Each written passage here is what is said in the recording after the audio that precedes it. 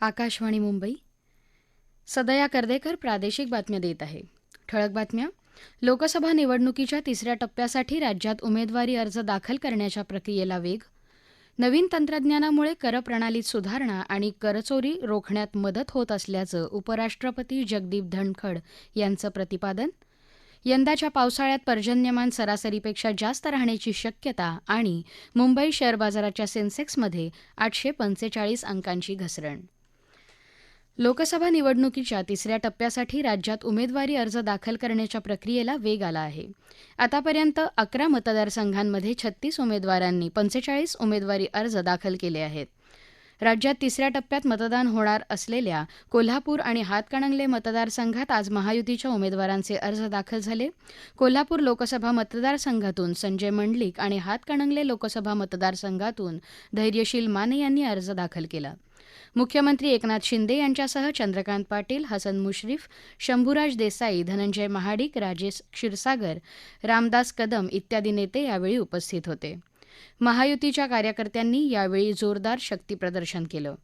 स्वाभिमानी शेतकरी संघटनेचे अध्यक्ष राजू शेट्टी यांनी हातकणंगले मतदारसंघातून अपक्ष उमेदवार म्हणून अर्ज भरला आहे. अर्ज भरण्यापूर्वी त्यांनी कोल्हापूरच्या दसरा चौकात शक्तीप्रदर्शन केलं.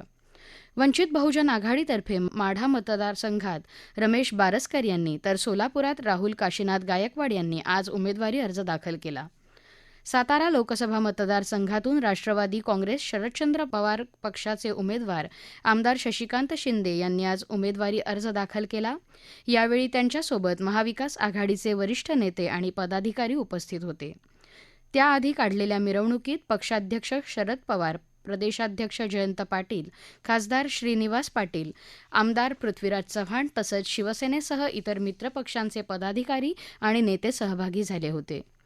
लातूर मतदारसंघात आज एका अपक्ष उमेदवारानं अर्ज दाखल केला तर उस्मानाबाद मतदारसंघात 3 उमेदवारांचे अर्ज दाखल करण्यात आले. तिसऱ्या टप्प्यासाठी उमेदवारी अर्ज दाखल करण्याची मुदत येत्या शुक्रवारपर्यंत आहे. कृत्रिम बुद्धिमत्ता आणि प्रगत विश्लेषण प्रणाली यांसारख्या नवीन तंत्रज्ञानामुळे करप्रणालीत सुधारणा होत असून करचोरी रोखण्यात मदत होत आहे असं प्रतिपादन उपराष्ट्रपती जगदीप धनखड यांनी आज केलं. नागपुरातल्या राष्ट्रीय प्रत्यक्ष कर अकादमी NADT-मध्ये भारतीय महसूल सेवेच्या 76व्या तुकडीच्या प्रशिक्षण कार्यक्रमाच्या समारोप समारंभात ते बोलत होते. नवीन तंत्रज्ञानाच्या वापरामुळे करदात्यांचा संबंधित व्यवस्थेवरचा विश्वास वाढतो आणि नियमित कर भरण्यासाठी प्रोत्साहन मिळतं असंही धनखड म्हणाले. राज्यपाल रमेश बैस आणि केंद्रीय प्रत्यक्ष कर मंडळाचे अध्यक्ष नितीन गुप्ता कार्यक्रमाला उपस्थित होते. या तुकडीत एकूण 58 अधिकारी असून यापैकी 24 महिला अधिकारी आहेत. भाजपाचा निवडणूक जाहीरनामा सर्व समाज घटकांसाठी असून कारखानदारी आणि स्टार्टअप परिसंस्थेचा विकास तसंच डिजिटल पायाभूत सुविधा निर्मितीच्या माध्यमातून रोजगार निर्मितीला समर्पित असा हा जाहीरनामा असल्याचं उपमुख्यमंत्री देवेंद्र फडणवीस यांनी म्हटलं आहे. ते आज नागपुरात वार्ताहर परिषदेत बोलत होते. शासकीय नोकऱ्यांमध्ये सर्व रिक्त जागा भरण्याचा निर्धार केला आहे असं त्यांनी सांगितलं. काँग्रेसनं ज्या राज्यांमध्ये विधानसभा निवडणुका जिंकल्या त्या राज्यामध्ये आपल्या जाहीरनाम्यातलं एकही आश्वासन पूर्ण केलं नसल्याचा आरोप त्यांनी केला. भाजपा प्रदेशाध्यक्ष चंद्रशेखर बावनकुळेही यावेळी उपस्थित होते. आकाशवाणीवरून राजकीय पक्षांच्या निवडणूक विशेष प्रसारणाला आज सुरुवात झाली आहे.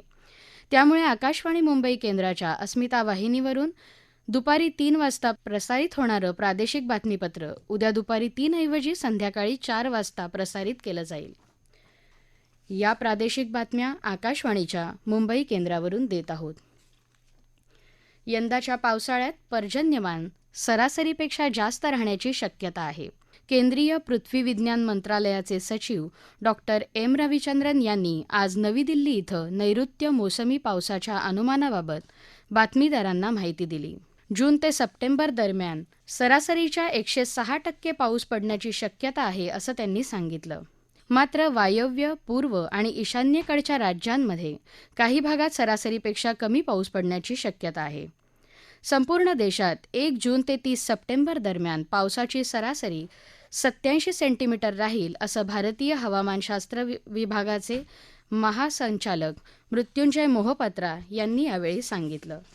मुंबई शेअर बाजाराच्या सेन्सेक्समध्ये आज 845 अंकांची घसरण झाली आणि तो 73,400 अंकांवर बंद झाला. राष्ट्रीय शेअर बाजाराचा निफ्टीही 246 अंकांची घसरण नोंदवत 22,273 अंकांवर बंद झाला. निवडणुकीत प्रत्येक मतदार महत्त्वाचा असतो. या सर्व मतदारांचा विश्वास मिळवणं महत्त्वाचं आहे, असं प्रधानमंत्री नरेंद्र मोदी यांनी सांगितलं. एका खासगी वृत्तवाहिनीला मुलाखत देताना ते बोलत होते. येत्या 25 वर्षाचा भारताच्या विकासासाठी पूर्णतः उपयोग करून भारताला 2047 पर्यंत विकसित राष्ट्र बनवणार हे माझं ध्येय आहे.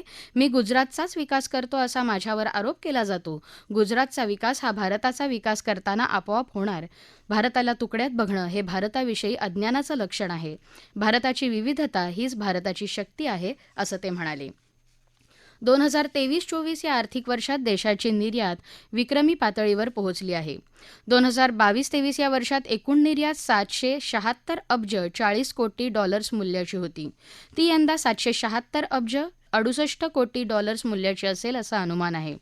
या वर्षात इलेक्ट्रॉनिक उपकरणांच्या निर्यातीत सर्वात जास्त म्हणजे 23.64% वाढ झाली. औषधं, अभियांत्रिकी, यंत्रसामुग्री, लोह खनिज, सुती धागे आणि हातमागावरच्या वस्त्रांच्या निर्यातीतही लक्षणीय वाढ झाली. शेतमालाच्या निर्यातीतही 7 ते 19% वाढ नोंदवली गेली. घाऊक किमतीवर आधारित चलन फुगवट्याच्या दरात मार्चमध्ये किंचित वाढ झाली. भाजीपाला, कांदे, बटाटे आणि इंधन तेलाच्या दरांमध्ये वाढ झाल्यानं महागाईचा दर 53% पोहोचला. फेब्रुवारी 2024मध्ये हा दर 20% होता.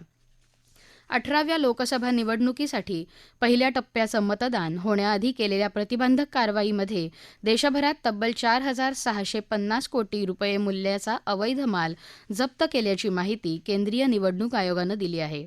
आजपर्यंतची ही विक्रमी जप्ती आहे. या जप्तीमध्ये सर्वाधिक 45% वाटा हा अंमली पदार्थांचा असल्याचं आयोगानं कळवलं आहे. नाशिकमध्ये पहिल्या आसाम रायफल्स माजी सैनिक संघ केंद्राचं येत्या 21 एप्रिलला उद्घाटन होणार आहे. यानंतर माजी सैनिक रॅलीचं आयोजनही करण्यात आलं आहे. या केंद्रात 107 माजी सैनिक असून त्यांना विविध सुविधा आणि सेवांचा पुरवठा हे केंद्र समर्पित करणार आहे.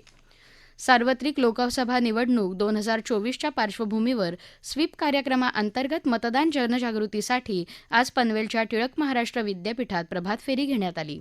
तसंच आशा सेविकांनी मावळ लोकसभा मतदारसंघातल्या पनवेल विधानसभा मतदारसंघामध्ये विविध ठिकाणी महिलांच्या बैठका घेऊन मतदान जनजागृतीही केली.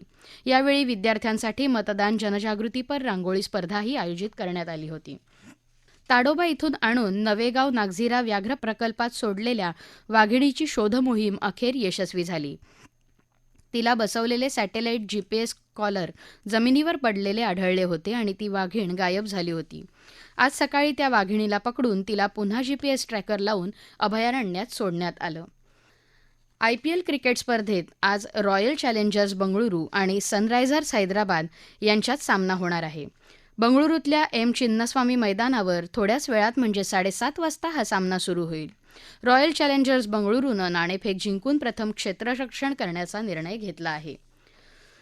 चंद्रपूर जिल्ह्यातल्या बल्लारशाह रेल्वे स्थानकावर आज दुपारी अहमदनगरकडे जाणाऱ्या मालगाडीचे 2 डब्बे रुळावरून खाली घसरले. यामुळे त्या फलाटावरची वाहतूक काही काळ विस्कळीत झाली. मात्र बाकीच्या रुळावरून वाहतूक सुरळीत चालू होती अशी माहिती रेल्वे विभागाकडून देण्यात आली आहे. लोकसभा निवडणुकीसाठी मुंबई उपनगर जिल्ह्यातल्या 4ही मतदारसंघात 20 मे रोजी मतदान होणार आहे. या पार्श्वभूमीवर मतदान यंत्रांची सरमिसळ आणि मतदारसंघनिहाय मतदान यंत्र ताब्यात घेण्याची प्रक्रिया उद्या होईल. गेल्या 24 तासात विदर्भ आणि मराठवाड्यात तुरळक ठिकाणी पाऊस पडला.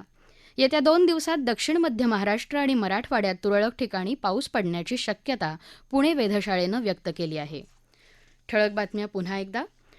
लोकसभा निवडणुकीच्या 3ऱ्या टप्प्यासाठी राज्यात उमेदवारी अर्ज दाखल करण्याच्या प्रक्रियेला वेग. नवीन तंत्रज्ञानामुळे करप्रणालीत सुधारणा आणि करचोरी रोखण्यात मदत होत असल्याचं उपराष्ट्रपती जगदीप धनखड यांचं प्रतिपादन.